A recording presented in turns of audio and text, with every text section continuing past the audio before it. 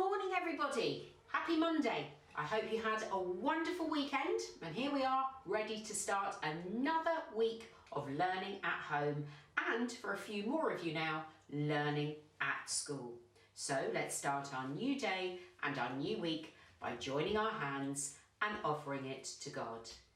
In the name of the Father and the Son and of the Holy Spirit, Amen. Father in heaven, I give you today all that I think and do and say. Amen. Now, have you had your breakfast yet this morning? What did you have for breakfast this morning? I wonder, maybe you had some cereal, maybe even one of the cereals that I've got here this morning. Was your breakfast tasty? Who did you sit and eat your breakfast with this morning? Did you chat with the people that you were eating breakfast with?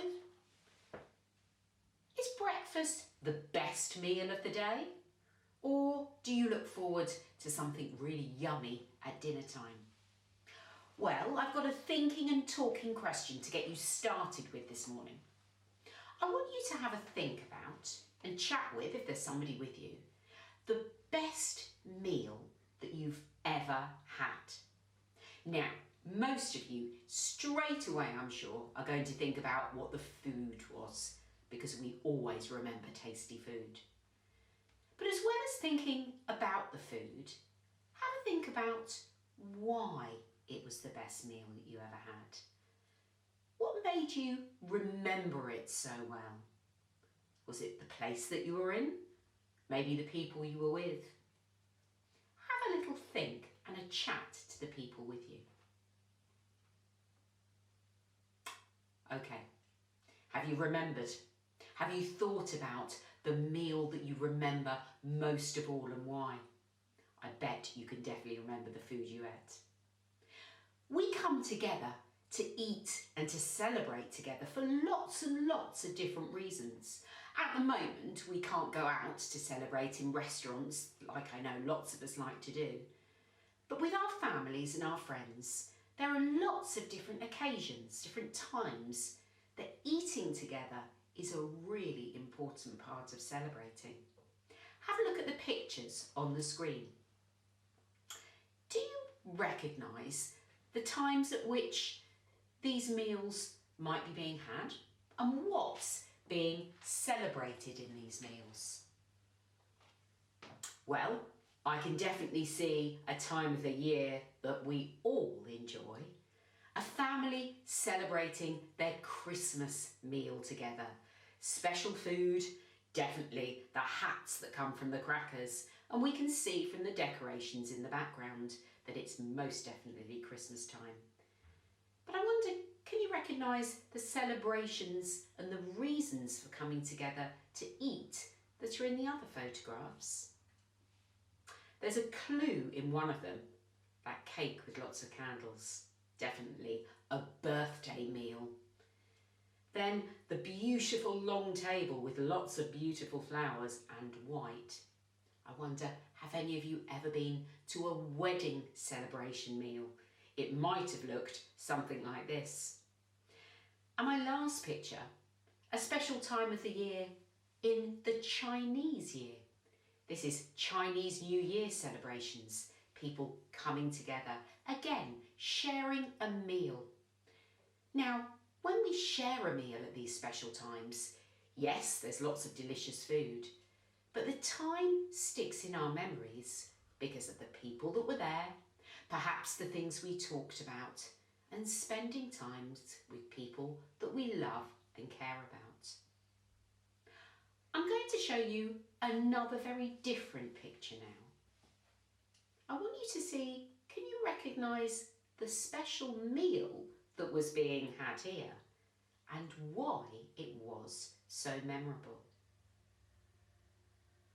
Well, it's a very famous painting of a very important event. There's somebody very important in the centre of the picture with lots of their friends around them. It is, of course, a picture of the Last Supper, the last meal that Jesus spent with his friends, his disciples. Let's remind ourselves a little of the story of the Last Supper now. The meal was held in an upstairs room in Jerusalem. It was a special meal to celebrate the Passover festival. This meal gave Jesus and his friends a chance to get away from the crowds who followed Jesus wherever he went.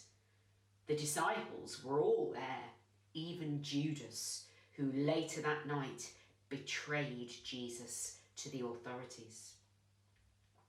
The meal began in rather a strange way when Jesus, their leader, washed the feet of each of the disciples in turn. Now, having your feet washed before a meal was not unusual in a hot country where people generally wore sandals and the roads were dusty. But it was a servant's job, certainly not something that a leader would do. Jesus explained that his followers should think of others more than themselves. They should not just behave as if they were better than others, but should serve and care for each other as he had done. It was at this meal that Jesus talked about how he would soon be captured and put to death. He even said that one of his friends in that room had already planned to turn him over to the authorities, who were all looking for an opportunity to arrest him. Even so, he still wanted to spend this special time with all of them.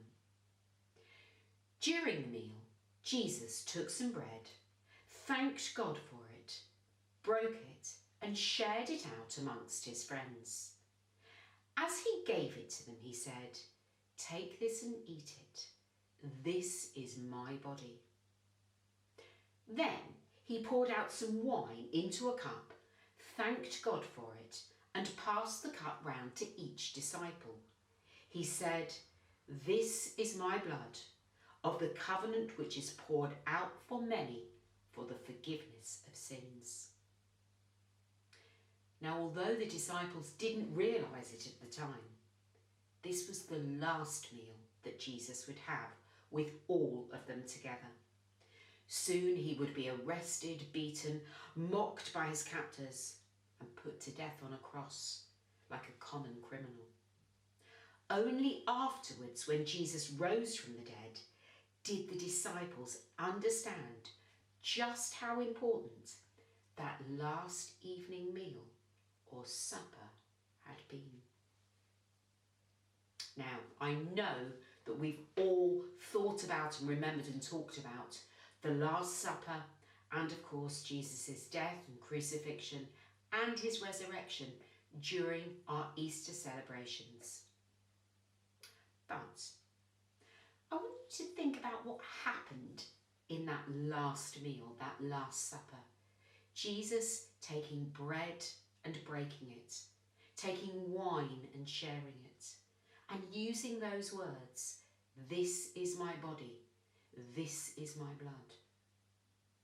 Can you think of a time where we hear those words, where we remember exactly what Jesus had done on the night of the Last Supper? Of course, it's at Mass, when we listen to the words during the consecration and we celebrate the Holy Eucharist. Now, a few weeks ago in Assembly, we talked about the Eucharist. And this week, on Thursday, we will be celebrating a very special festival. It's called Corpus Christi, which is Latin, and it means the body of Christ.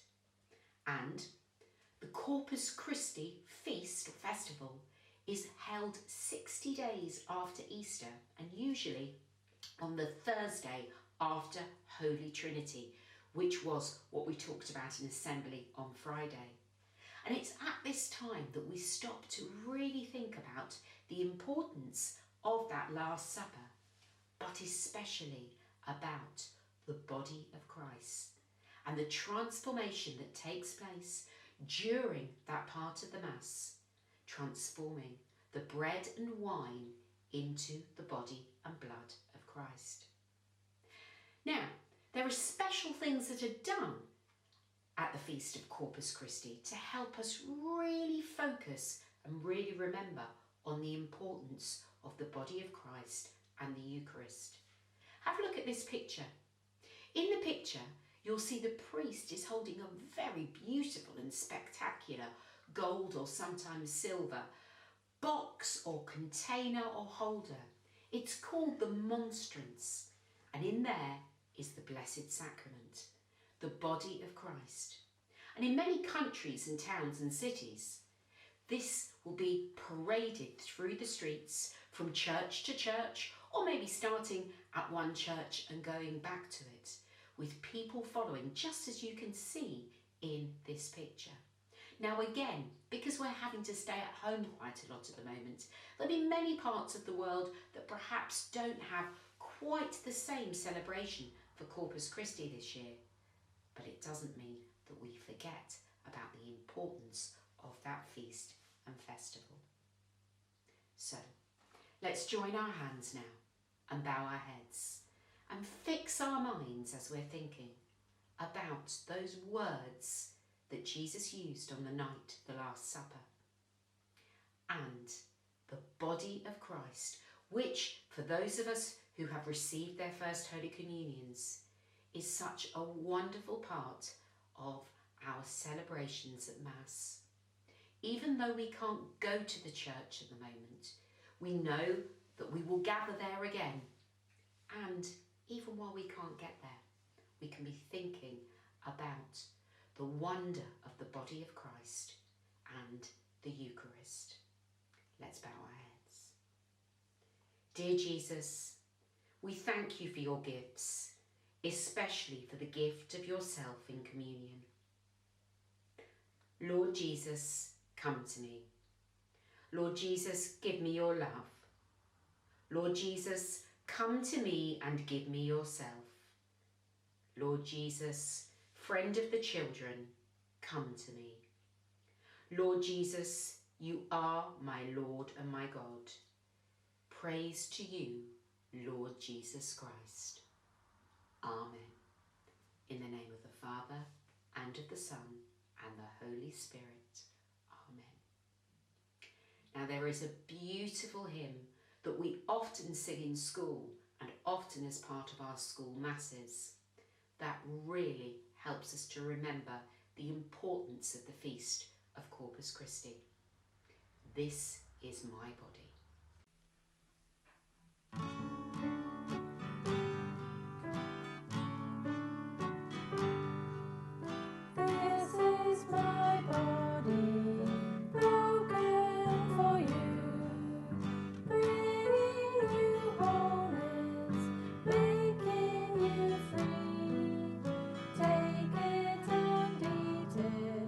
And when you do it